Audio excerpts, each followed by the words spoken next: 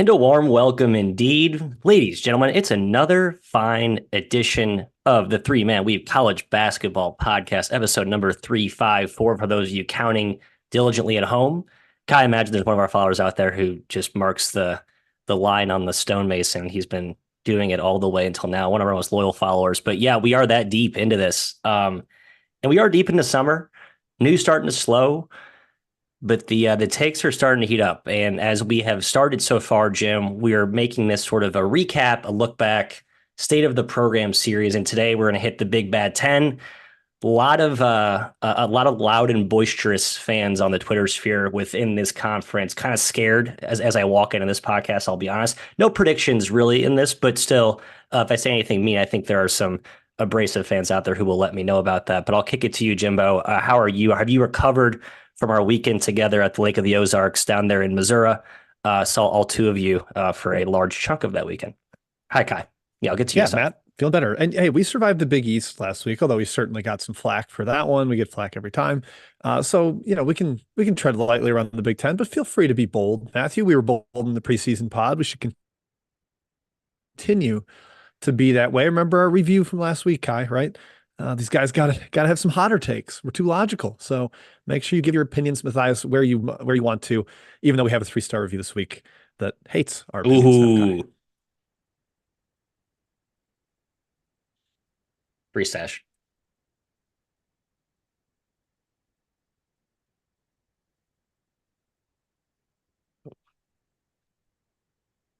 Um, oh, good. Yeah.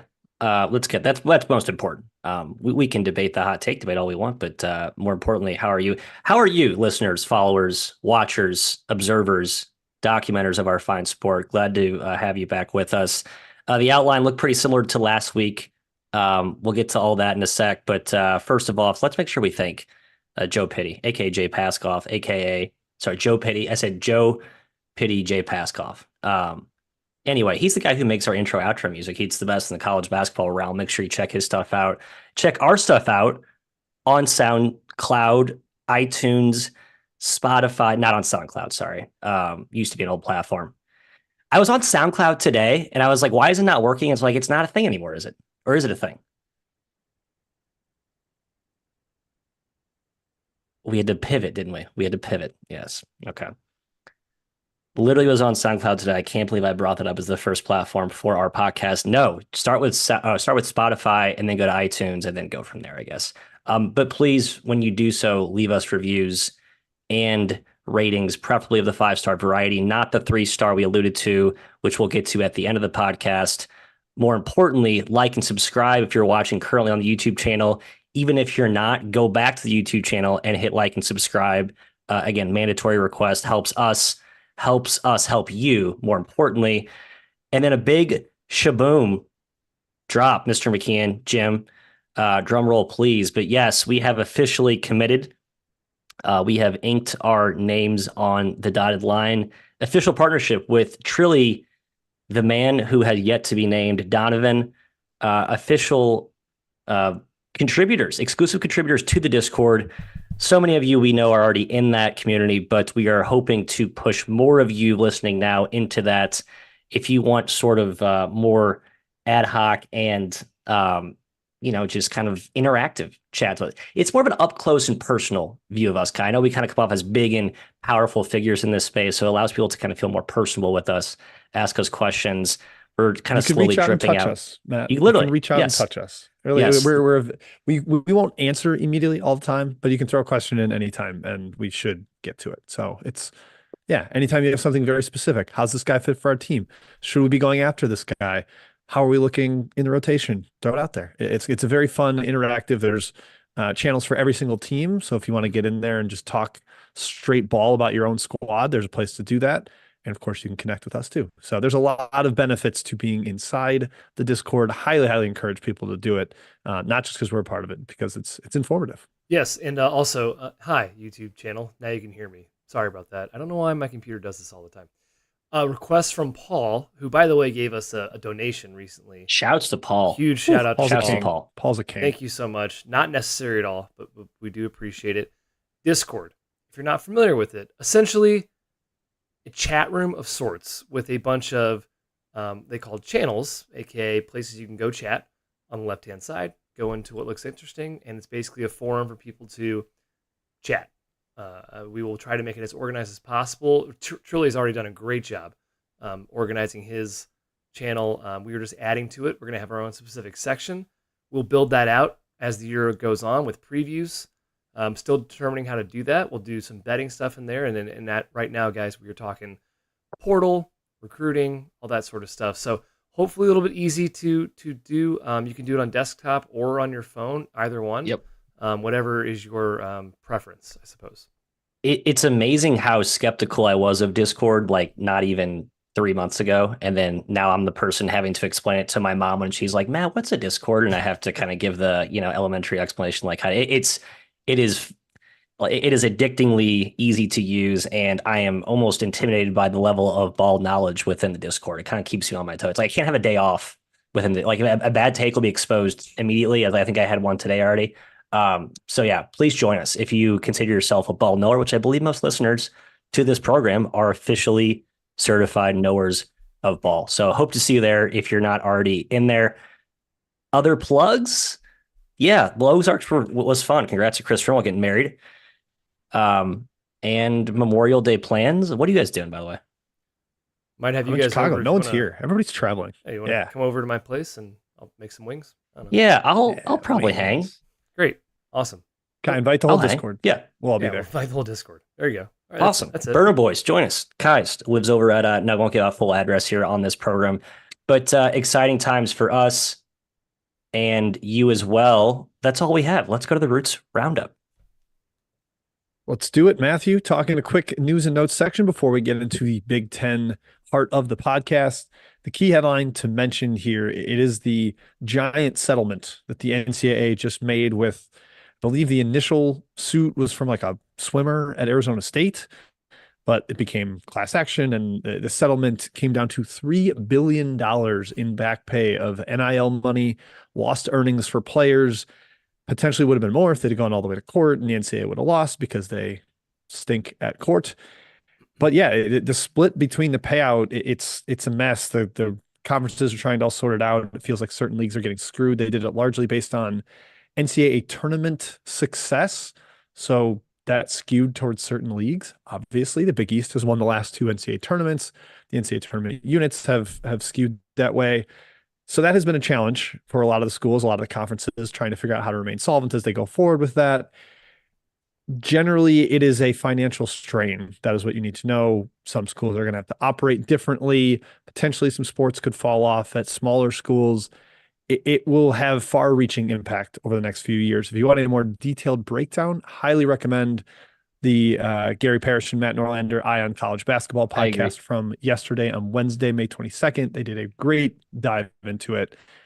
From legal and macro type stuff, they do a really good job, better than us. So definitely recommend that. Kai, Matt, any takes on this? Matthias, you look chomping at the bit. Yeah, I'm not chomping. I actually was really excited to listen to that podcast, Jim, and it was a great breakdown for Mr. Norlander and Mr. Parrish. But I just sort of found myself even more confused. It's probably just a function of my stupidity more than anything. But it just sounds like the smaller schools, the non-Power Six, are somehow getting relatively screwed harder because while they do have to pay less, the relative impact that they are actually paying is not equitable. So I think if you want to continue to beat the power guys have more power and the little guys don't, and that stinks, this is another good bullet in your chamber. Okay. Yeah, I don't care about this stuff. I'll be honest. I just don't. I mean, I care about what's on the court. Obviously, this is part of the court staying on the court, so great. Yeah, obviously, football rules the world. This is mainly a football thing. I think that's part of the reason the Big East is paying a higher percentage. I don't understand the mathematics. Don't ask me. Just know what's going on. Again, if you want to break down, go check out Norley and Parrish. They did a good job of it. Yeah, just be aware that there could be side effects coming from this. We don't know exactly what the fallout will be from it, but if something happens where a school drops out of Division I or a school drops 5 non-revenue sports, like this is probably going to be why. So unfortunately, it is a part of the environment right now. Coaching news. We have another head coach opening, guys. Here we are almost to June, and we've got spots opening. And this one, again, like Wyoming, is a head coach leaving for an assistant job at a power conference school. This time it's David Patrick from Sacramento State taking the head assistant job at LSU. And need I remind you guys, this is the second time David Patrick has done this. He Yeah. left UC Riverside as the He head started coach this. to right. be an assistant under Muss at Arkansas. Really, it just kind of shows the fluidity between what actually seems like the best gig right now. The fact that he's made this jump twice. Matthias twice. I mean, at Riverside and Sacramento State, he seemed to be like, okay, attracting people via the portal, starting to build it up a little bit. He leaves late. We'll see what the Hornets do there at Sacramento. But just man, it's a bummer to see, given that it feels like, again, it's the rich getting richer, the power conferences. Yeah, well, it's funny. He was at one of the richer places in the country, and then he goes to Sacramento State, which I believe, as of last year, had the smallest gymnasium in Division One. So, Bud Walton to the Hornets' nest, Kai. I can understand why Mr. Patrick may have been frustrated. Had a few too many L's last year as well. They played good late, kind of a late surge from the Hornets, but a pretty depressing season. I'm in no way shocked by this, given the fact that he probably saw the grass greener on the other side, aka the assistant at power conference side of the fence. Almost the smallest. Almost the smallest. I was. It's not exactly. I was like, wow, are they really the smallest? They're like the sixth smallest. So good job. Good knowledge by you. Bottom. I'm giving that a win Close. for you. That's good. Good call. Thank you. Yeah, top of my head, man, I thought was the Red Hawk Center. Seattle plays Seattle. that is like truly high school size, but it's not even the smallest. 360th last year per Ken Palm. So right down there. Yeah, that's the big coaching news. They did name an interim, Michael Ziepel, who I assume is on the staff there, just trying to maintain some sense of continuity. But Z Hamoda, arguably their best player, already entered the portal. Those guys have 30 days to do so because of the coaching change. So we'll keep an eye out, see if Sacramento State gets decimated. It could get bad there. Recruiting news. 2 recruits to mention here, guys that had been previously committed elsewhere and released from that due to coaching changes. First, we have 4-star power forward Connie Ruths to Louisville, continuing to add to the Cardinals' refresh of their roster. Matt, I know you're much higher on the Cardinals than I personally am, but hey, this helps. This helps the depth. Pat Kelsey needs bodies, needs players. This is another guy who's mobile enough to play in that up-tempo system. Yeah, they don't need many more players. I'm pretty in on the Ville. So good. Congrats. Tournament team. Tournament team. ACC I'm not preview. I won't start up now, but it's a You tournament team. You said top 25 today in the Discord. Yeah, tournament team versus top 25 are two very different. So Kai, that's called a bold take. Yeah. Something I just that feel like you'll learn someday. You pander a little bit to these guys in the Discord. Don't be afraid to stand up to these crazy fans that we're going to. Oh, I pander to the yeah, I guess that's true. Providence, etc. No, but I actually do like a lot of the popular burner teams this year. So maybe if Matt had to rank top 40, he'd have 60 teams ranked in the top 30. So yeah. We'll see. When it finally comes to it and the Weave has to do a top 50 countdown in the Discord, Matt's going to have to submit a ballot. We'll see how that goes. Top 30 plus 20 more. 26th is the same as 50th. It doesn't even matter. So, not to fans. Yeah, that's fun. Not to crazy fans. It's not the same. Texas Tech, the other team who landed a 4-star recruit, Christian Anderson, point guard. He is headed to Lubbock. Looks a little small to my initial scouting eye, but hey, they're starting Elijah Hawkins. They clearly don't care about size at the point guard position under McCaslin this year. Doubt they'll play both together. That could be disastrous defensively, but Red Raiders getting a potential cornerstone for future years. Transfer news. Again, we've got the winners and losers coming in a few weeks. We haven't picked the exact date because we want to get it fully settled down. And hey, it's not settled down because some guys are still changing schools, much less still yet to commit. And the biggest one we had this week, Max Scholga. Kai, he was at VCU last year. Was maybe going to step up to Villanova into the Big East. He'd beaten Villanova in the NIT. Fun fact there at VCU. But he is now boomerang back to VCU. Some whispers that maybe it was a grades transferring, credits transferring thing. Regardless, Villanova looks like they are going up creek without a paddle. I said it's a dead man walking, kind of writing on the wall situation. We did a Big East pod last week, so we need to dwell on it. But man, this is just another blow. Just think about how far this program has slipped in the last 3 years under Neptune. This was like elite of the elite, cream of the crop program under Jay Wright, and now it's not a tournament program right now. Yeah, just pencil them into the top 15. Don't even think about it. Mhm. And yeah, that is not the case anymore.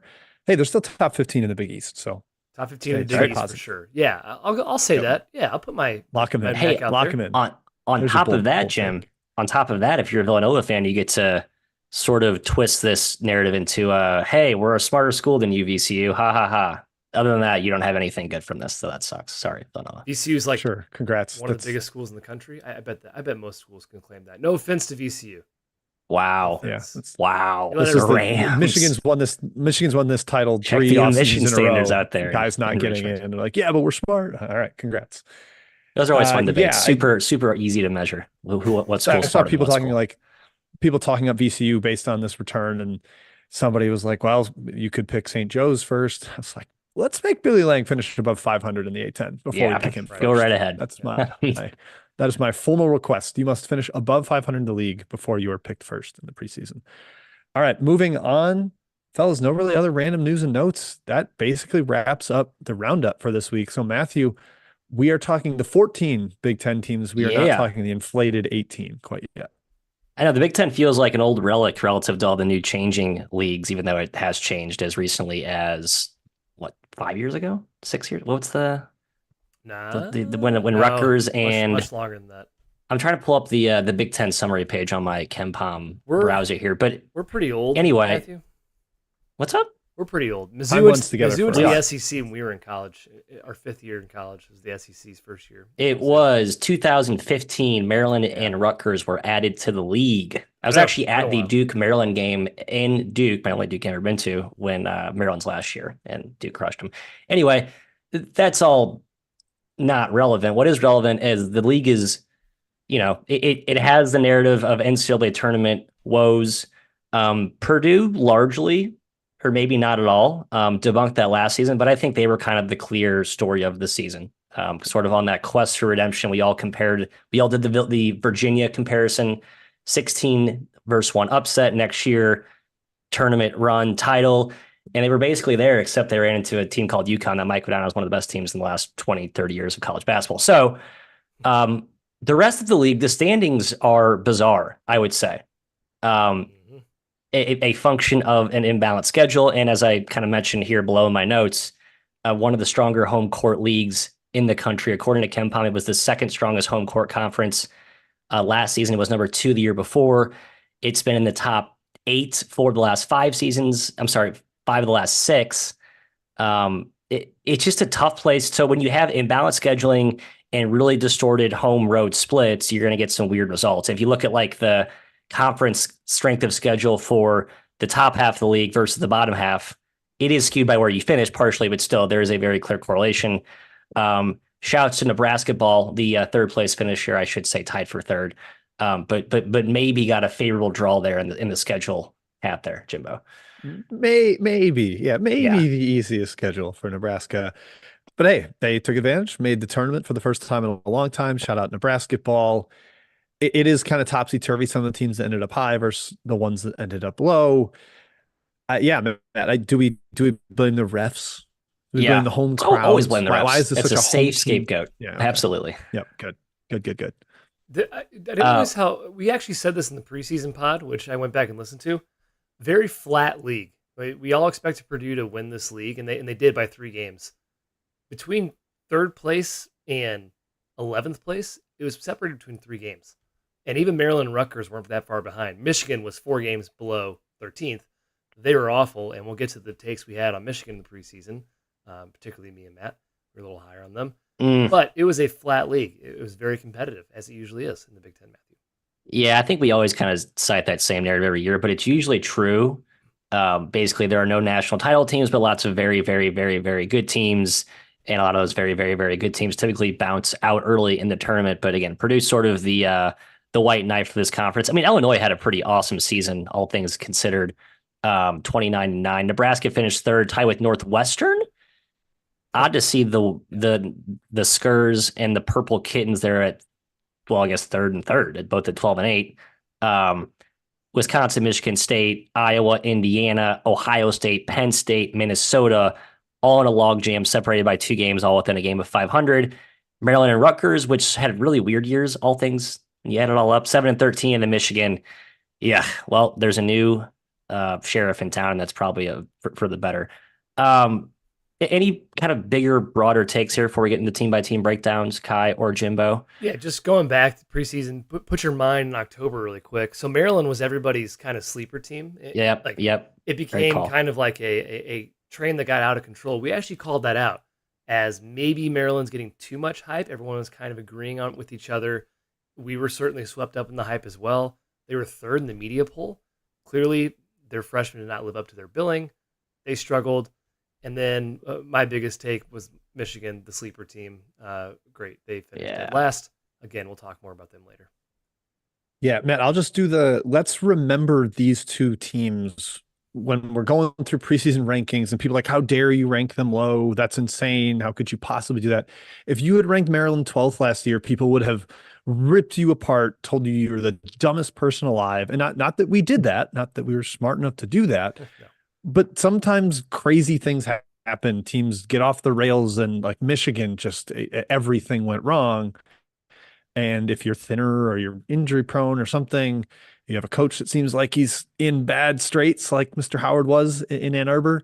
It's okay to predict that maybe it gets terrible. And, let's all be understanding of the bold predictions, Matt. Yeah, well, again, we're going to kind of nudge Kai to put his feet over the coals this year more. But Jim, your point, I'm going to add to that. In this landscape of super duper conferences with lots of really, really, really good teams and like no days off, no easy cupcakes on the schedule, it only takes 1 or 2, 3 or 3 things to go wrong. Guys not panning out, injuries, chemistry, and all of a sudden you look at Michigan 3-17 in conference, Mizzou, and how many ever games like teams that were not good, but not like catastrophically bad by epic proportions, but it certainly looks that way in real time. And the end of the season record book certainly reflects it as such. So that's just kind of it's sort of why you have to be very careful in how you, select your rosters, put them together, because it can really snowball badly in these big, bad conferences with no forgiveness. None. Let's talk Purdue. I mean, not a lot else to say. I mean, it was just an awesome year. Basically, everything played out as we thought until the title game. But I think at the time, we probably thought that was going to happen too. UConn was just that good. It was a tough year for Purdue to do the thing they did last year. If they would have done that, I was trying to go back and say, put Purdue's team last year, Jim, into like the last 7 tournament shoots and see how many they'd win. I know that's sort of a stupid exercise, but just all things considered, great season, shitty ending, shitty final boss. Yeah, they were an invincible UConn away from the redemption immortality arc that Virginia did when they lost to a 16 seed. And I know Boiler fans are probably a little bummed about not getting it all the way done, but considering how good that UConn team was, like Kai said, they won the Big Ten by 3 games and they made the Final Four and kind of rolled through the entire tournament.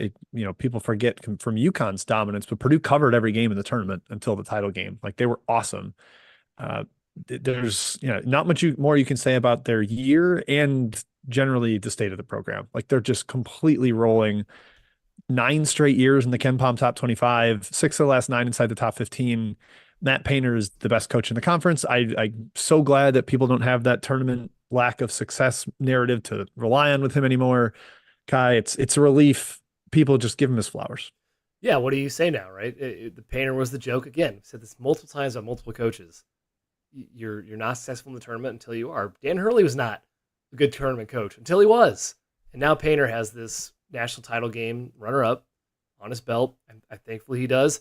Program's in great shape. Preseason good takes by us. I called Purdue the best team in the country. That was not a big stretch. A lot of people thought that as well. But we defended Braden Smith, and he had an excellent season. People really jumped on him after his turnover issues in the tournament and the Big Ten tournament last year. Well, he was awesome. He was borderline All-American. I think he was first team All-Big Ten. Fantastic player going forward. This program's in great shape. Matt, is it the best shape of any team in the Big Ten program-wise? Yes, actually, adamantly yes. Right. Again, they didn't have any 9 straight top 25s. Right? They had, sorry, the question was going. Who has had the best the most consistency? Purdue. Like I actually was going through like the conference winners, average standing finish, all that stuff. It's been Purdue for sure.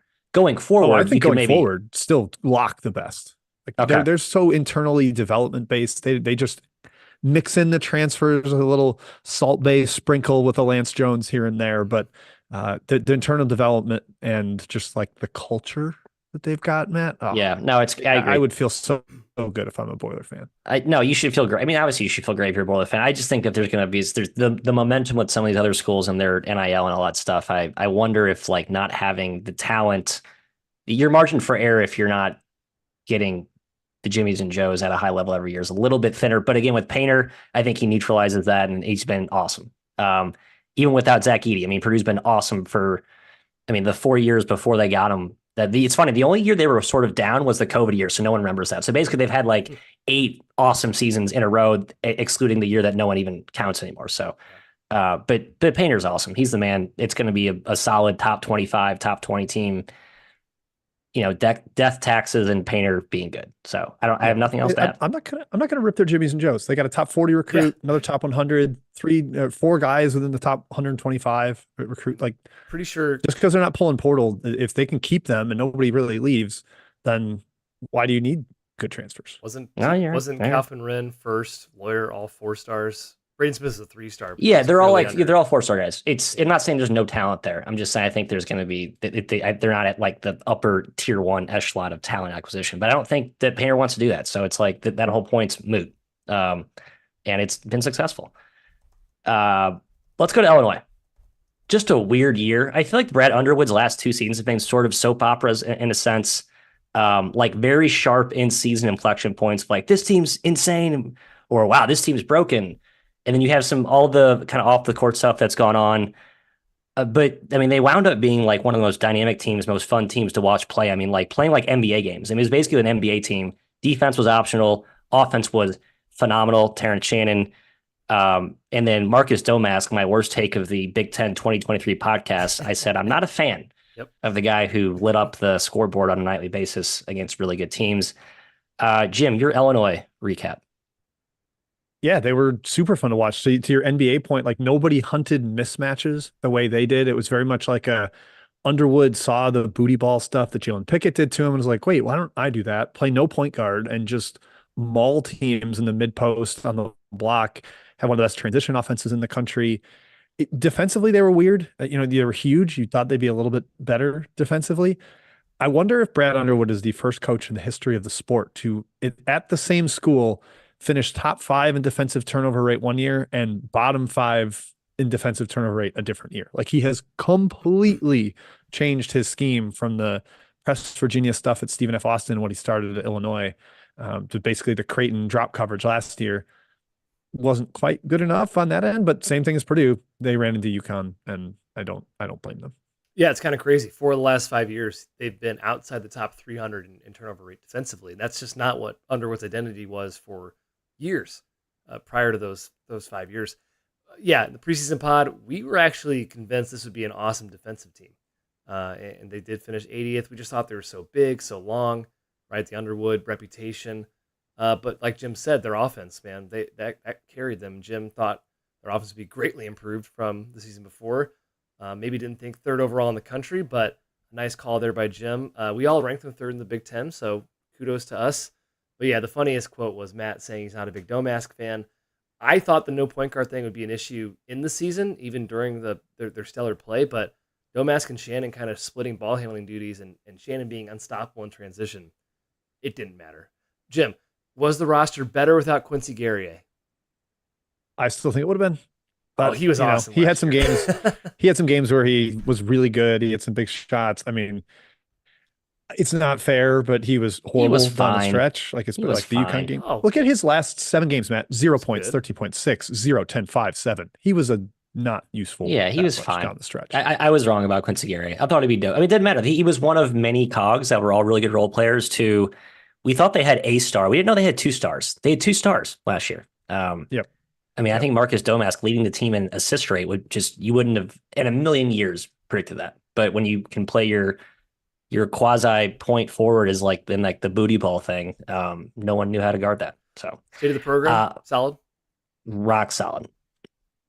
Yeah, agreed. Yeah, it's good. Can I say rock? Not rock solid's too far. I don't love the transfers next year, but So Yeah, next year doesn't look good, but long term, I think it's okay. Yeah, I'm just a little skeptical of the just change the team every single year kind of thing. Like I know they got a ton of grad guys this year, so they almost had to a little bit, but you're going to have a little bit of ups and downs if you're this reliant on the portal. And especially with grad guys being gone from the portal next year, there's not going to be the fifth year dudes that COVID provides, which was half their roster this past year. They're just going to have to adjust the roster building a little bit from where they've been. Yeah, that's a good point. I feel stable about it from an Underwood coaching schematic perspective, but you're right. The Yeah. roster has been a little bit topsy turvy, where Purdue basically's got the best of both worlds: continuity, elite coach. Um, I have nothing else to add. Tough break again. You play UConn in the tournament, you're gonna probably lose. So first two teams in the Big The old Ten. glass ceiling. Yeah. See you next.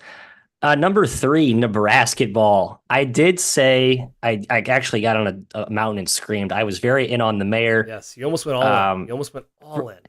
This is a very classic Matt lip service, but no Yes. actual follow through in predictions because I don't know where I ranked them in the Big Ten. But I don't think it It was was really that 13, high. like me and Jim. God, I suck. It was just a good team. Like everything came together for this team, Jim. Like I'm not saying it was a lucky break, but if you like went back and broke down what has to go right for this team to be really good, like tournament good, pretty much everything came together. I mean, like the Tominaga full breakout, relatively healthy, which Hoiberg hadn't had in years past, kind of sustained the new identity. So, I mean, your thoughts? I mean, I say to the program, I mean, that go back 3 years versus now, I feel pretty good about it. Yeah, they were losing 2 bye games every year. It was like, okay, somebody's coming to town to knock them off, and you're going to get the Rothstein tweet, epitome of brutality. And it just kind of felt like this was going to be a writing on the wall situation eventually. And last year was not the case.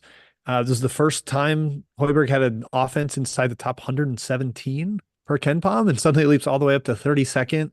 They had all kinds of shooting. They were able to play through Rink Mast as the big guy, the passer. Obviously, they can't quite do that next year with Mast out for the season, but it was impressive to see them improve on both ends of the floor, like his best offense and almost his best defense at Nebraska. It's almost like Hoiberg has started to figure out what the plan is and what he needs to do in the Big Ten, whereas he was trying to do his Big 12 stuff when he first got there and it didn't work. So yeah, Kai feels solid. I mean, I don't think they're going to be top 5 every year. Again, we mentioned the schedule was really easy, but it's a solid Big Ten program. I think the state of the program in context of Nebraska's history in basketball is rock solid and maybe the best it's ever been. In the context of the Big Ten, it's still a bottom half program and maybe even a bottom 4 program in terms of basketball. The roster next year doesn't excite me. We didn't like this team. Matt really did go to bat for them in the preseason, especially Tominaga. I cannot believe I had this take. Matt said Tominaga is better than Connor Essegian. We just talked about Wisconsin before that, I guess. I said not even close. I would take Essegian. Great. I did admit that Tominaga was a really good player eventually, but tough take. Ironically, Essegian is now in Nebraska. That's funny how that works. Jim called playing the Tominaga role. Yeah, Jim called Tominaga not an all Big Ten player. He was an all Big Ten player. He was second team by some and third team by others. So Matt and Kai, or excuse me, Jim and Kai, not great. Also, we were really harping on Boogie Coleman in the preseason, like assuming he would be a big part of this team. Barely played, and in fact, I think he got hurt. Even was not a consequential player whatsoever. I think he relatively near the pod he had switched schools. It was super late that he left Ball State, and it felt like they must have gotten him because they need him to start because there's the Aaron Eulis, the gambling thing, right? Yeah, exactly. Yeah, right. So they had to fill him at point guard, and then they just we don't need it. We're gonna play Bryce Williams at point guard and go jumbo lineup on you. Yeah, and again, play inside out through post. Not all that different from Illinois. Again, we're seeing a lot of these post-centric offenses where it's we don't really need a true point guard. So again, flowers to Mr. Hoiberg, a fellow building mate of mine who I haven't seen in 5 years. I don't even know still owns the unit, but I love him. Shouts to him, and good on Nebraska for climbing the totem pole. We stay with. Yes. 2 quick things. Nebraska fans will yell at me if I say Bryce Williams played point. It was more Jamarcus Lawrence. Okay, got that out of the way. Second, we're going to do a drink if Matt mentions that Hoiberg lives in his building thing on the episode. Every show. From now have to do it. You I have to manifest it because I actually haven't Matt met has him to yet, get it in. Yes. It's the free button or free spot on your bingo card. He has a really cool, it's above my unit. He's above me. Yeah, as you'd probably imagine. Number 4, another uprising insurgent, Northwestern, the Purple Kittens. Chris Collins, Kai, has 3 tournaments in his tenure at Northwestern. I just think that Yeah. right there sums it up. I mean, I have nothing else to add.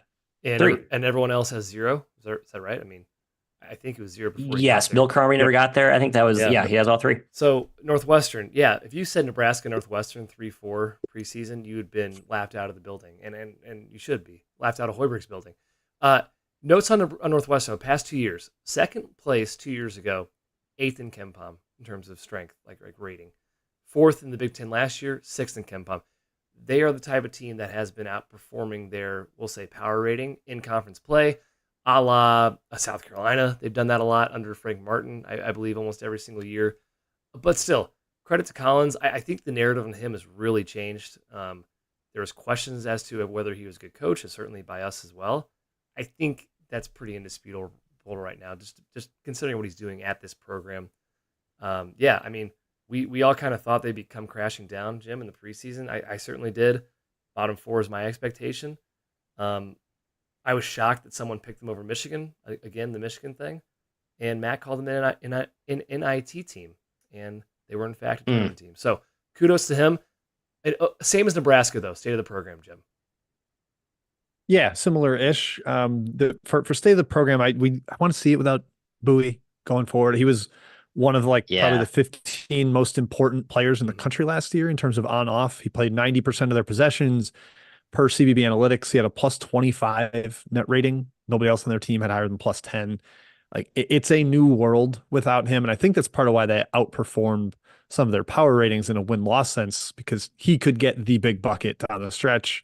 Or if they sent 3 people at him, he'd find the right guy. He was just a killer, Matt. He was one of the bigger MFers, as we call them in the sport.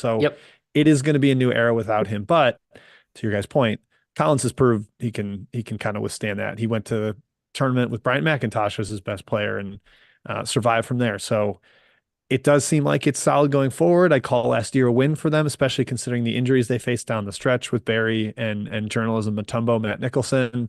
So yeah, rock solid. I'm not super high in the roster next year, but I have no reason to doubt them long term with the way Collins has it going. Yeah, they had no bodies down the stretch and lost, I think, 3 or 4 entering the tournament, beat FAU. Don't want to talk about that game. And then lost to UConn, a common theme you've heard so far this podcast. So yeah. The Big Ten. 4 Big Ten teams we've mentioned. Yep. So if only there was a different tournament you could play without UConn. Not how it works, but congrats, Mr. Collins. We continue. Number 5, Wisconsin. Yeah, Wisconsin top 5 Big Ten. It feels like that's kind of an annual tradition. I know they had some down years, but we've always said they have one of the higher, more stable floors in the league just because of who they are and how they play. Man, I really wanted to sell this team. I really did. I picked them 7th. Kai, you went 4, closest to the actual outcome. So you had the best take. I'll let you kind of dissect what you saw last year. Yeah, if I'm going to eat crow later on Michigan, I'm going to do a lap on Wisconsin. Good, I was very high on them. Good. Yes, I said their upside was top 15. They did finish 17th in KenPom. I did say their defense would be elite, and that was kind of a consensus thought as well. Not great defensively. That was a board bet. That was a board bet we won, Kai. It was better than Indiana. Matt said Indiana's defense would be better. Jim and I said Wisconsin. Hooray, the Badgers. We did it. But this team was very good. They were just old. I think you guys both echoed the floor was going to be high because of their continuity. And we didn't really hype up AJ Storr enough. I think we thought he'd become impactful. The extent to which he was and becoming one of the better players in the country was pretty eye-opening. In fact, that kind of lifted their quote-unquote questionable ceiling offensively that Jim thought in the preseason. Probably a reasonable thought without knowing Storr would be supernova. A fantastic season. Matt, of course, Jim was very confident they'd finish below Michigan State and Purdue. 1 for 2. Whoops. Yeah. Yeah. So were we. That's not a bad. That was not a bad last year. Yes. I kind of want to trip Kai on his victory lap here. We were making fun of Wisconsin by February. It was kind of a tale of 2 seasons. Tale of 3 seasons, right? I mean, they started really 16-4, 8-1 in the Big Ten. And it was this is the biggest challenger of Purdue to win the league. Mm-hmm. And then they finished 3-8 in the regular season down the stretch. I kind of fell in love with the three because they were hot shooting early in the year. They were never as good as they were early. They were never as bad as they were late. Right. And Big Ten Right. tournament, they kind of trended back to sort of who they were. They had an OT win over Purdue. That was the uh, big victory for them. I'm not shocked at how good they were where they landed. I'm surprised at how they did it. To Kai's point, I did not think this would be an offensive juggernaut the way it was, top 20 in offense and a little leakier on defense, especially when you factor in the Siege didn't play. I feel like he'd be a guy that tilts towards offense, but Store was a monster. I didn't go all in enough on my love for that guy. Yeah, Matt, state of the program too is like as stable as they come. They're going to finish between like third and eighth every year. And I know they have finished first at times, but they're a metronome. How loud are the Greg Gard naysayer whispers, Jim? I feel like that was a thing a year or two ago. Is that stupid and was never really a thing? Or no, they definitely were. They are those Greg Gard people are like the most whimsical. If he loses 3 games, it's fire him. If he wins 3 games in the Big Ten tournament, he is Bo Ryan's protege. We love him. Like it comes and goes like very, very quickly. See, I expect that from Indiana. I don't expect that from Wisconsin fans. Tried and true. They've seen sustained success over decades across multiple major sports, not just basketball. So I'd expect more patience from Wisconsin. I mean, Indiana fans, yeah, of course. Speaking of my proud Hooters, let's pivot. I guess we'll get to them. It feels weird talking about them in the 6th spot. It technically was a 3-way tie here, Kai, between Michigan State, Iowa, and Indiana. Yeah. And Indiana being just a disgusting 91 overall in the KenPom rankings. Right. Yeah, it was a really good year for Mike Woodson in terms of if you were to go to your AD or another AD and kind of outline this past season, if in a pre-dinosauric advanced analytics world, you could sort of frame it as a good season. But I think we all saw the real story, and it's just it really wasn't. It was never at any point in time where you got excited about this team. It was just sort of like, all right, going through the motions. Maybe they'll gut out a few here and there. They had a few surprising wins, but like no one ever really believed in this team as a legitimate contender after we saw some of the really early, eye-opening, alarming games against Army and others in non-conference gems. So. 3 straight single-digit wins to start the year against Florida Gulf Coast, Army, and Wright State. It was like, this team isn't better than those. What's going on? They not having a point guard or like a sound point guard or any sort of depth in the backcourt really did them in, and that was like the most obvious prediction of all time. So I don't know. It's not like hard to. You can't like gloat about that, Kai. Well, I mean, you thought they were gonna be awesome. You like I did. Thought their defense would be great. Oh boy, by the way, their defense was better than Wisconsin's in Big Ten play. I will add, but it was their effort was not always there. Their intelligence was kind of like they left guys. It was just like I don't know. There's no identity. It was an awareness thing defensively, especially at the beginning of the year. They just lost guys against Army.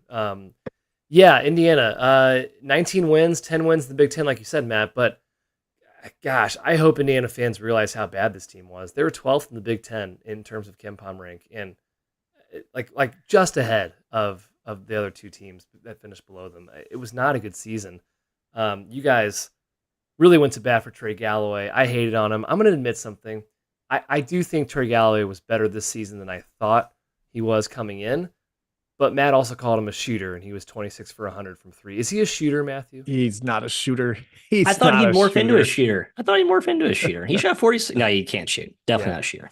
Jim, 53% from the line. That young man is not a shooter. I really enjoyed Jim's best take of the podcast was he said, I do not believe in CJ Gunn.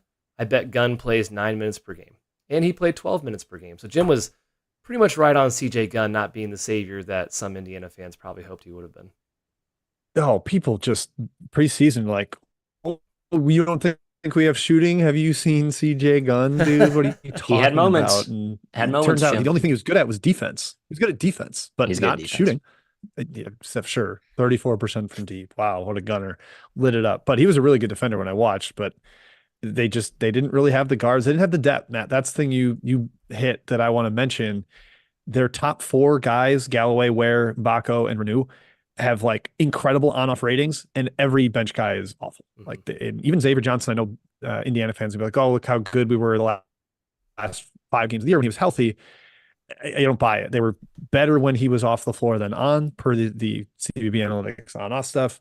There's just no depth here, and to Woodson's credit, he seems to have fixed that a little bit next year. More depth, more shooting. The roster construction makes a whole lot more sense, but I will bet that they continue to finish lower in Ken Palm than they start. That is the Yeah, Woodson we'll see. guarantee. Yeah, Matt, what's Indiana's opinion of state of the program, and then what's yours?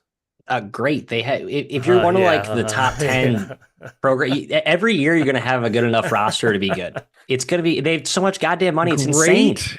Have you seen the great roster? The opinion of the roster looks program great right on now. paper. I'll give you that. Indiana's roster is going to look awesome every year, no matter what. Whether the coach sucks, every year as a fan, you'll be excited about the season. Whether it fails and crashes and burns every year, every offseason, you're like, wow, we had a chance to be pretty good. But that doesn't mean good that you start. feel They good about suck. state of the Yeah. program. If your coach can justifiably be called a bottom 3 coach in the league, like if you rank these 1 through 18, including the guys coming from the Big Ten, like would you rather have Danny Sprinkle or Mike Woodson coaching your team, Matt? Well, it's not a question, Danny Sprinkle. But I mean, I'm saying the overall program, I feel really good about the fact that it's going to be a relevant program. Like NIL has sort of lifted IU out of is IU still elite? I'm not saying they are elite now, but like I think they can get the talent. They can recapture the talent they weren't getting with the NIL lever. And that sort of overcomes the eroding program cachet of not being good really since like that one good Tom Crean season. That's all I'm saying. I don't think you can say I feel good about the program unless you feel good about your coach. That's fair. There's I feel no really good about the way you program. feel I would good feel about your great coach. if I switched my coach with I'd say probably 10 other coaches in the Big Ten at least. I'm going to make Mike. you count. I'm going to make you do it, man. I'll go coach by coach. Which one would you not trade Woodson for? You think it's more than 10? Actually, it might be more than 10. As we go through the next team, try to make a 1 through. As we go through the rest of the program, I'm going to say, this one over Mike Woodson. I actually might get through all of them. It might be 16. Would you take Painter, Underwood, Hoiberg, Collins, and guard?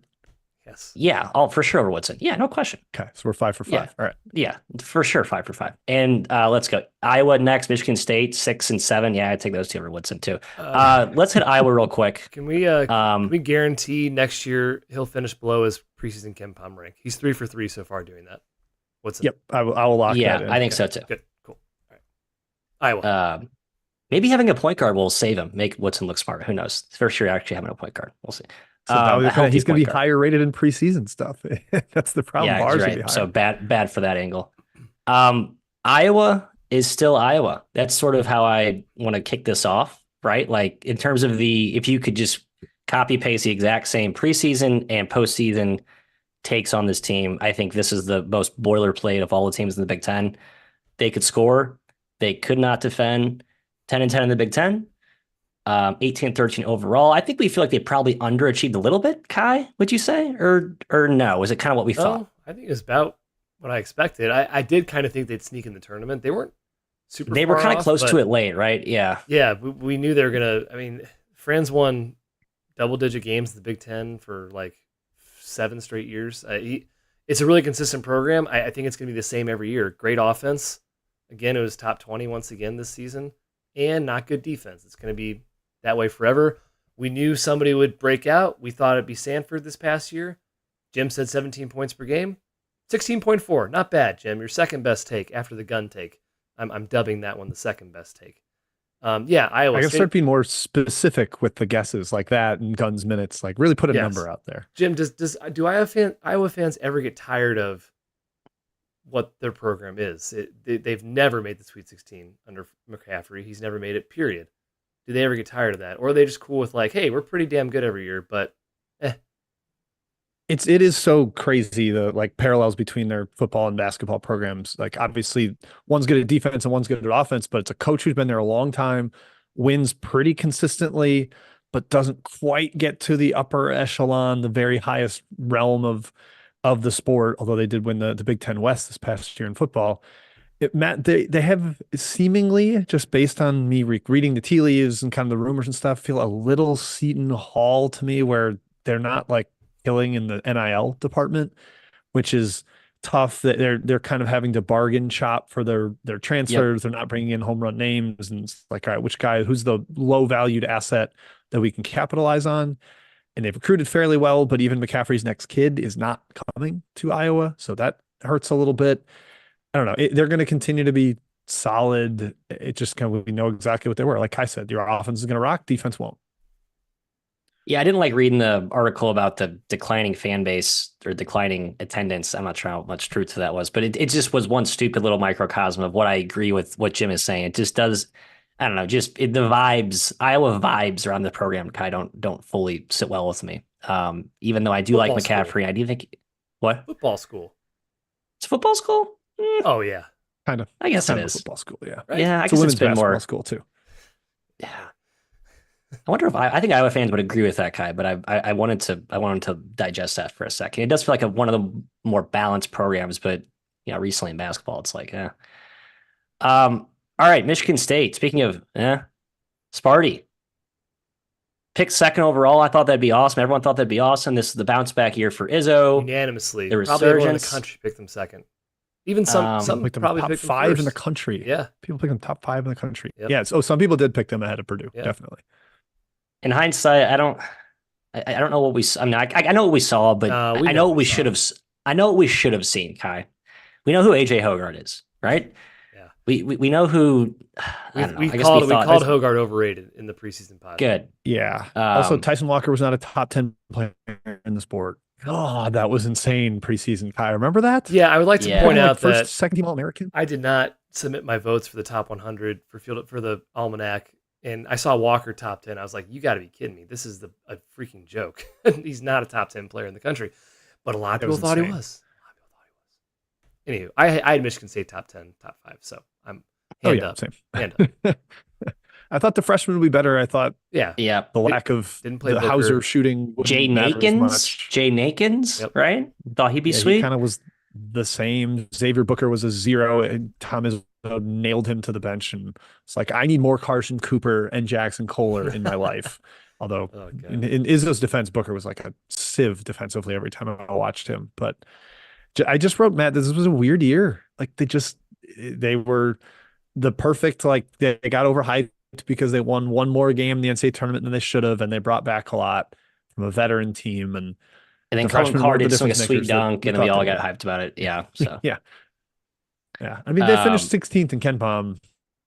right. They just didn't win games. It was odd. The sourness of this tone, I think, is just that's the bar for this program, right? When you're 17-9 and 9-6 at February 17th, that was sort of the state of the program, though. It's Michigan State. They're still lost 2 straight games at Breslin to non-tournament teams. You just look at their last 4 years, man. 9-11, 11-10. That's their wins in the Big Ten. It's just not the exact same program, and maybe that has to do a little bit with the new transfer portal, the way it is. This is not quite embracing it, right? This is the most fascinating state of the program debate, I think, is if you're a Michigan State fan, what do you think? Obviously, you should, don't be thankful for where you are, right? Yep, one of the best coaches ever. Clearly, it's been an awesome run for you, but you got a pretty good core coming. I already saw the Jeremy Fears highlights him on Twitter, so that's already going viral. So I have to watch that all summer and get basically sold the bag goods that he's going to be the All-American first teamer next season. But yeah, I'm a little worried. I think it's the obvious take here. It's like, Izzo stubborn, not adapting, talent really good still, but results haven't been there. What does that ultimately mean? Yeah, I wonder I hope Michigan State fans are like, don't do the hire my favorite buddy assistant, because Nate Oates kind of wants, I don't know how much he wants this job, but he's from the Midwest. People have said that Michigan State would be his dream job. Don't just settle on the guy sitting to Tom Izzo's right. Reach out a little bit. That's whenever he decides to move on, whenever. So don't follow the Duke and UNC and Villanova and yeah. Yep. All right, now we move to number 9, Minnesota. Kai, it's your team. It's your official Big Ten team. At least I'm dubbing it as such. Hell of a year for Ben Johnson, the boys, right? Relatively. Absolutely. I mean, God, if you bet on every game, I think you're up 20 units or something. I mean, just a cash cow in the betting markets for those that care about that. They had more talent than we thought was sort of my takeaway, Kai. And I'm not sure if that's just we misread the roster or Ben Johnson gets credit for developing it or both. But when you watch this team play, it was like, oh, they got some dudes on this team, like Cam Christie, who might be in the league. We'll find out in a month or so. Dawson Garcia, Kai, your boy. There were some actual dudes, and we always knew they were well coached. I just think we finally saw the talent base look closer to Big Ten caliber, and they got out of the gutter. So good for Ben. Yeah, the problem was what we said, we all agreed they'd be better than last year. The problem was where they started last year, which was, or I'm saying 2 years ago. They were 216th in the country, maybe the worst power conference team outside of Louisville. It just wasn't good. And we thought Ben Johnson was a good coach. I watched him and I was like, I think he's doing some good stuff. He just doesn't have the talent. And while we agreed the talent was better, certainly did not expect them to be, 20-0 against the spread at some point or whatever they were, crazy, winning 19 games and being a really, really, really competitive team. So yeah, great season. Hopefully Ben Johnson kind of uses this as a springboard because I do think he's a really good coach. It's just kind of hard being Minnesota in the Big Ten, especially now bringing in these new schools. The competition is very high in terms of basketball talent getting.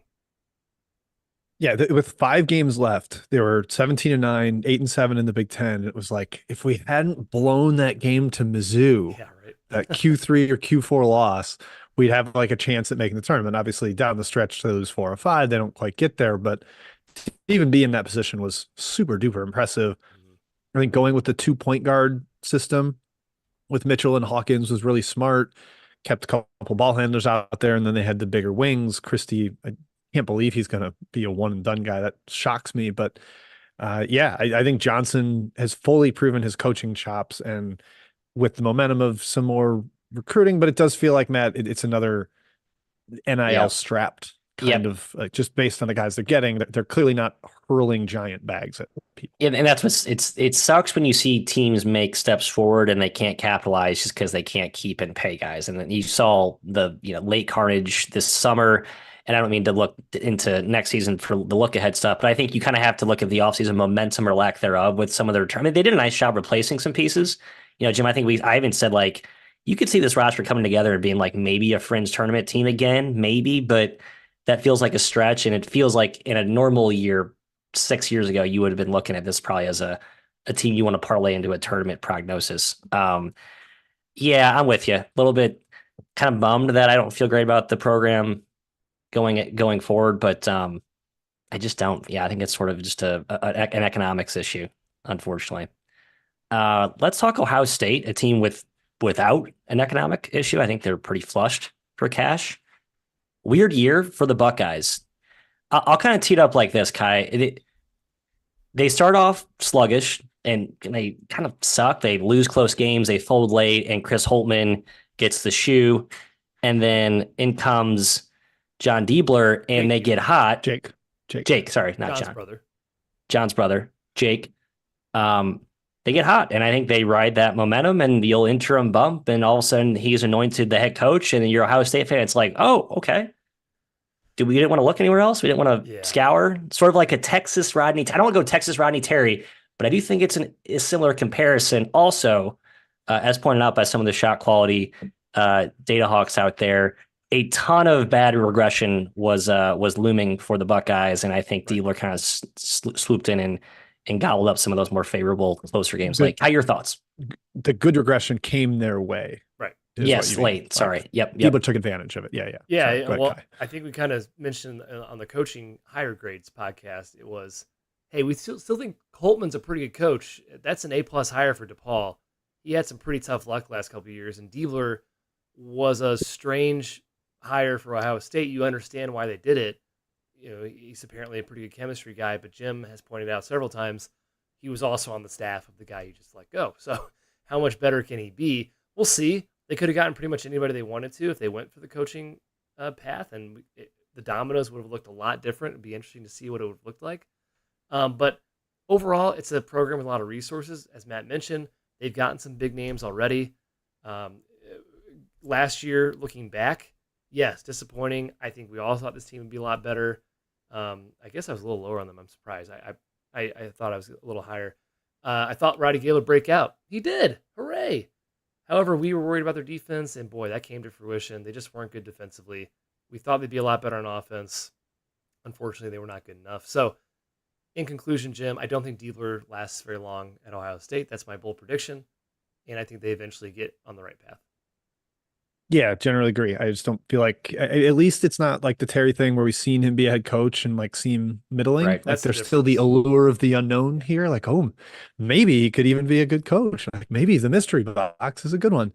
But it did at least feel like a good point for both parties to change scenery. Like Yeah, I agree with that. Holtman and Ohio State is just ready to move in different directions.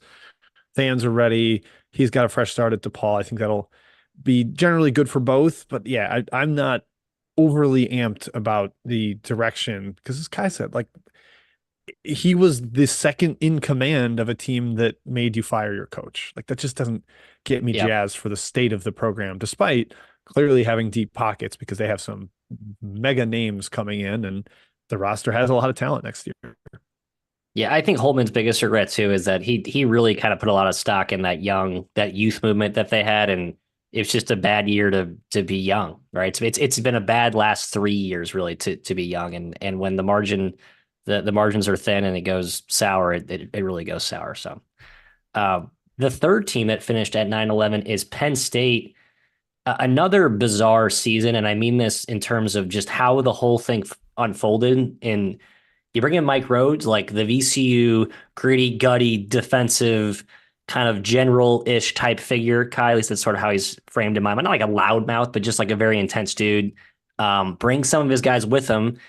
But the identity that comes to light was like more an offensive one, and they weren't actually very good defensively for a while, and they were very up and down. They had some awesome efforts, right? The game against Illinois was a crazy game. I remember they played it like that remote annex type gym. Like there were moments, but few and far between. And I don't know, Jim. I'm just like really confused by what I feel about the Penn State program with Rhodes relative to the predecessors. So. Last year was such a bridge year. Like, all right, let's let Rhodes get settled. He basically replaced like 12 scholarship players. That's a lot of new pieces you have to pay NIL to. And I think that kind of capped some of the talent they could get. It was a lot of like undervalued. Let's grab a guy off Georgetown. Let's grab two guys that rotted on the UNC bench and let's see if we can reclaim them a little bit. And I think the general athleticism and talent wasn't great here. I mean, like Raquandis Mitchell was one of the worst defenders I've ever watched. He eventually got mega benched. Their backup center was Leo O'Boyle, who's a 6'7" Lafayette transfer.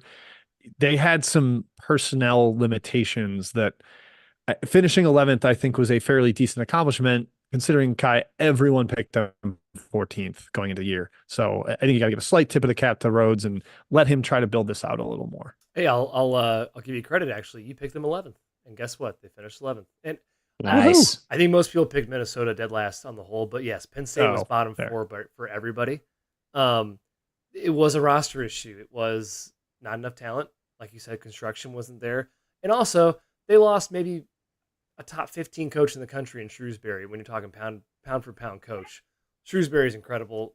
A tough act to follow. No slight at Rhodes, but Shrewsbury's a better coach.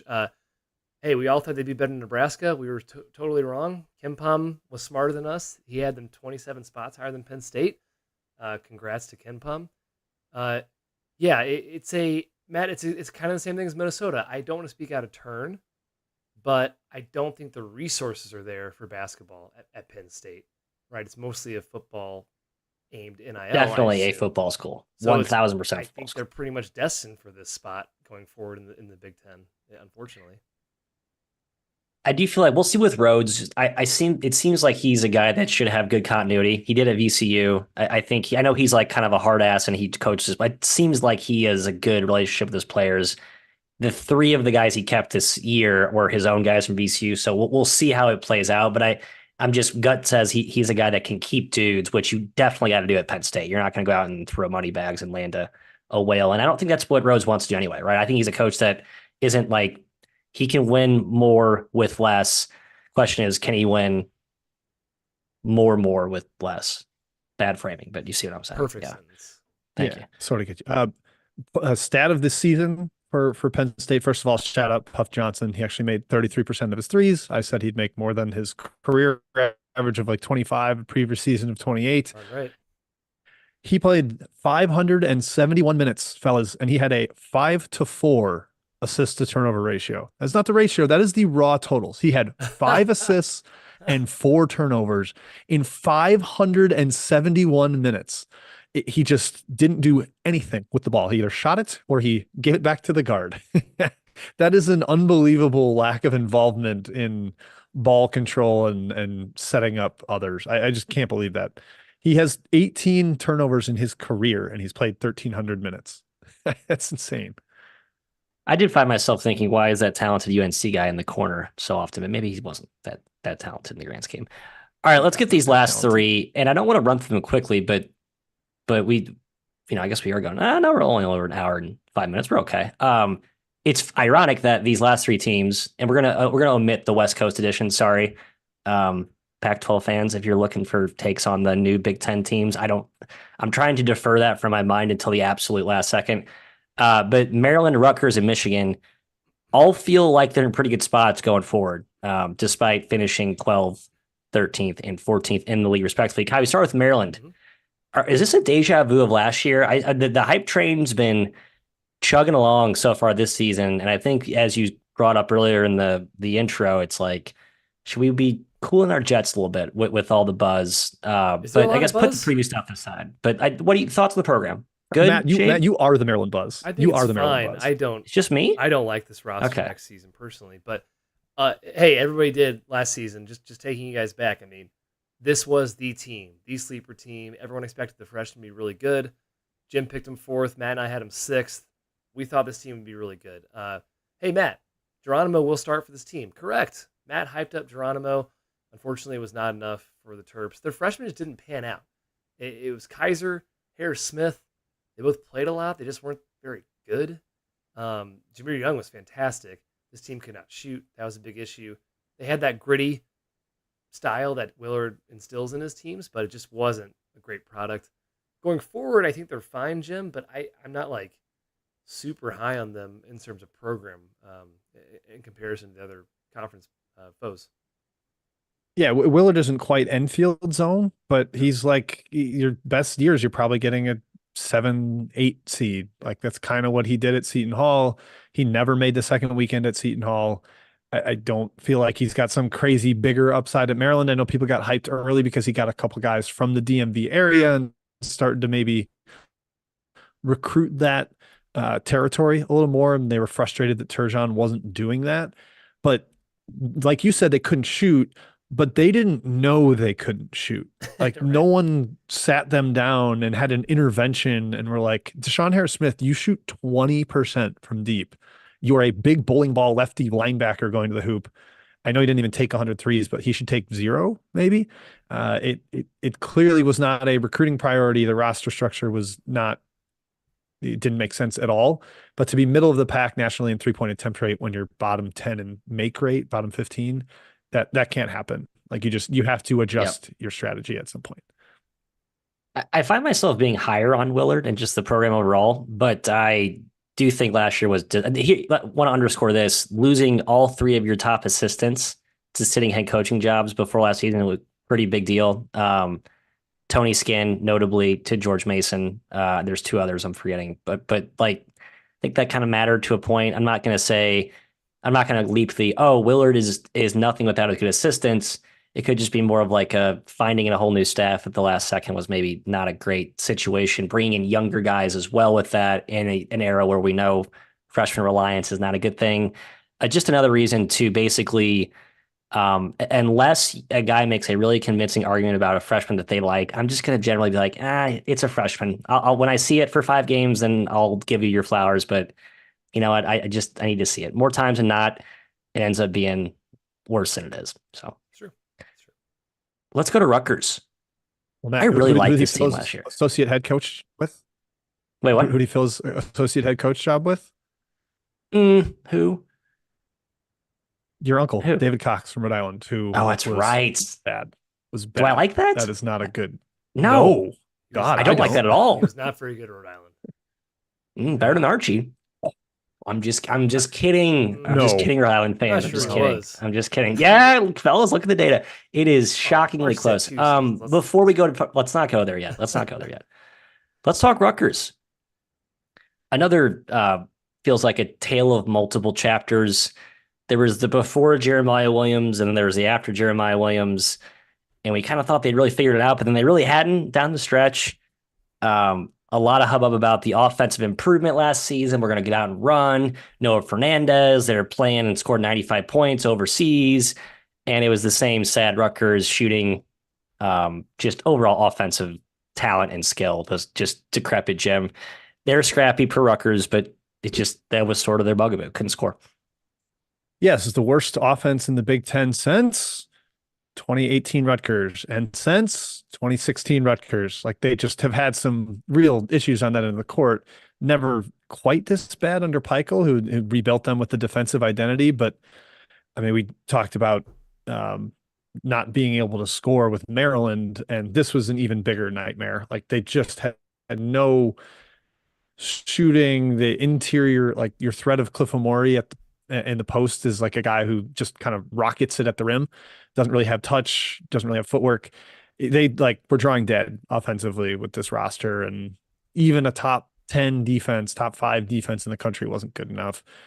But they are in awesome shape going forward. And I know Rutgers fans have as much optimism as anybody entering next year with their recruiting class. I am excited to watch this team next year with the recruiting, or excuse me, the defensive foundation that Peichel brings and the talent. I think they're in great shape moving forward, and this could be a big, big year for the Scarlet Knights. Yeah, probably the biggest. I did not look last year. Probably the biggest lopsided lovely last season. 298th offensively, 5th defensively. That's just insane. Clearly, just a one side of the ball team. We all thought that Peichel would overachieve. He's done it every single season at Rutgers. Last year was the first year he did not, in fact, overachieve. He finished below where Ken Palm had him to start. The state of the program, though, man, you get 2 top 5 guys at Rutgers University. Yeah, your state of the program is pretty good. I am excited to watch them as well next year. Yeah, amazing. I just like the whole Rutgers, like just the fan base rocks, the Peichel rocks. He's got real momentum. He's getting awesome players at a place that doesn't have like gobs and gobs of money. Although I know they have some pretty good NIL investment to get some of these dudes, but still awesome. Um, Hoping that they're not overly reliant on the freshmen they have coming in next year, although I know they're very good. Kind of just talked about how the rookie reliance can go sour in an age where everyone who plays is 26 years old. If the freshman's top 5, I think there's an exception there. I think they're really good though. Yeah, they're sort of hashtag different. Is different than Harper's guy. Harper's my favorite freshman in like the last 2 years. Just love him. Love him. What happened to Flag? You're not putting your Oh, flag. Flag's great too. That's an easy answer though. That's like, well, you're a Duke guy. I love LeBron James. I don't know. All right, let's talk Michigan because my guy Dusty May needs some positive things said about him after the really disgusting first round exit against Northwestern in the tournament. But yes, Dusty May is taking over at Michigan, which was an absolute disaster of a season last year. Juwan Howard, who's coaching this team, we didn't know half the time, despite the fact believing that this was a really good staff. I mean, I think we still respect Phil Martelli, but just a weird situation there of trying to figure out the power struggle. And then the roster was also disjointed. Doug McDaniel only played home games for like a stretch. That was also weird. Again, of all the soap opera seasons, this one may have been the biggest one, Jim. I have no idea why this defense sucked as bad as it did. I it know, must have been like why? such a quit factor in the locker room. Like Namari Burnett should be a good defender. Terrence Williams should be a good defender. They have size.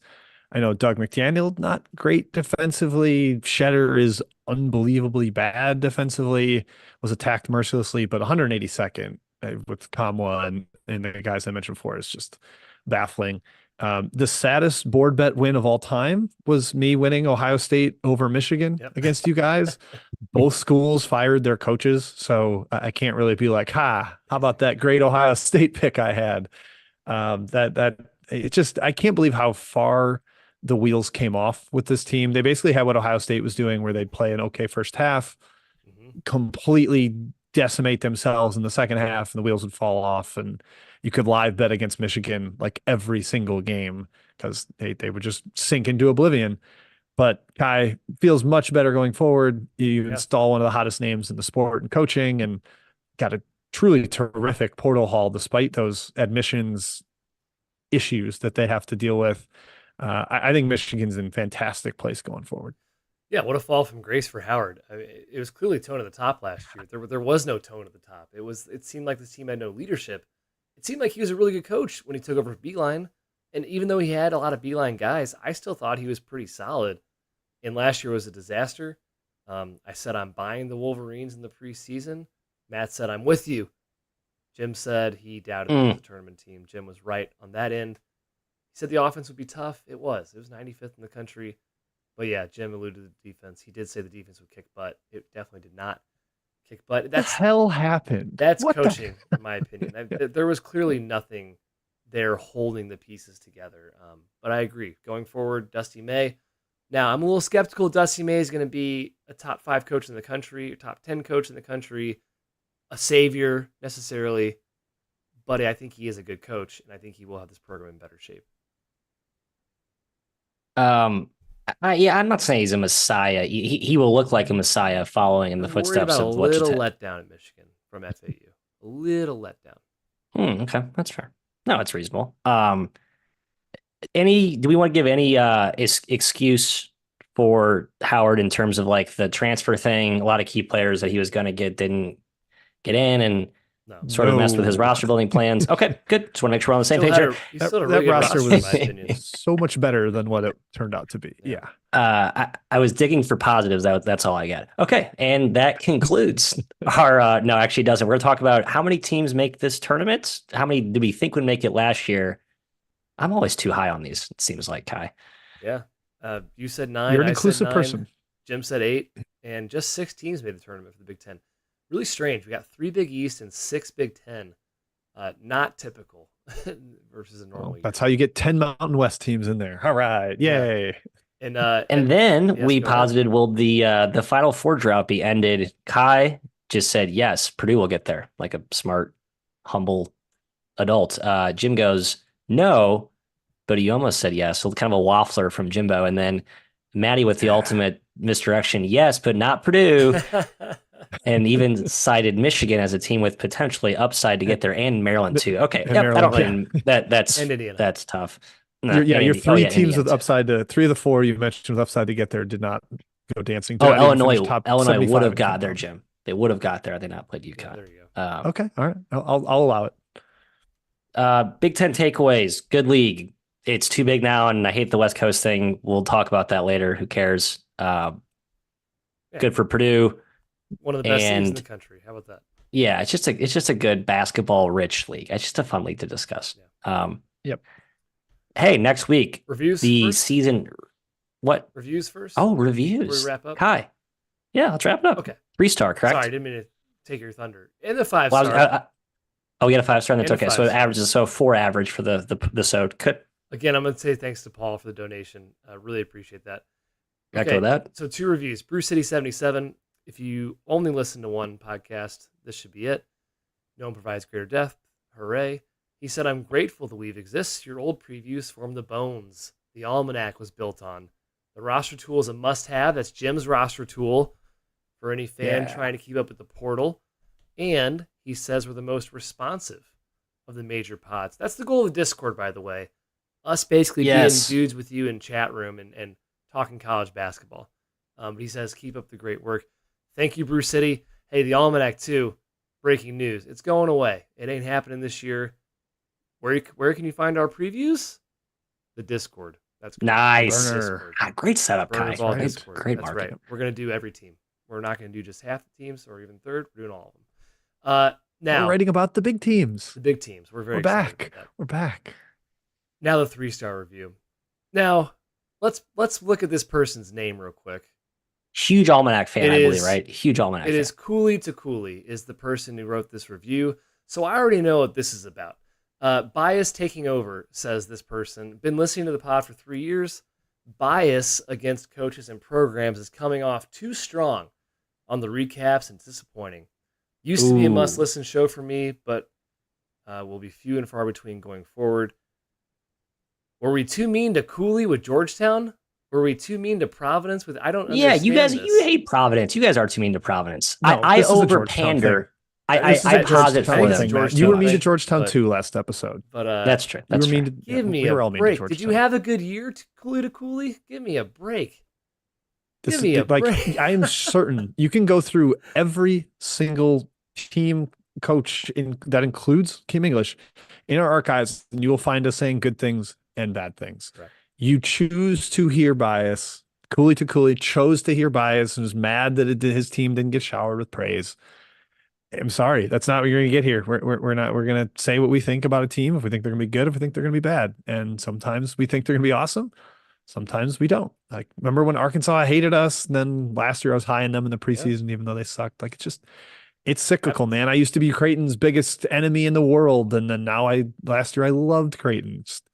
It bounces, man. It bounces around. Yeah, I try to not be too biased. I'm sure I have biases. I definitely do. But we all have biases. It's fine. Get over it, Cooley. It is an opinionated Get over podcast. It is. It's an opinion podcast. It is. Get over it, Cooley. It's 3 men. I'm kidding. Hey, we hope to have him back someday. We hope to have him back. I'll say nice things about Providence, maybe overly nice things too. Again, I think is he a Providence guy or a Georgetown guy? He's a Georgetown guy. Even if it's Providence, same thing. I think that's good things about Providence last year, in addition to the bad. Okay, that's it. Back to you. Well, I'm gonna kick it right back to the outro. That's all we have here, folks. Thanks for copying by our season recap series. That's what we're calling this, right? Our season recap series will continue next week, probably Thursday, as should be the new cadence with the pod conference. Stay tuned. Wink, wink. Big 12, probably.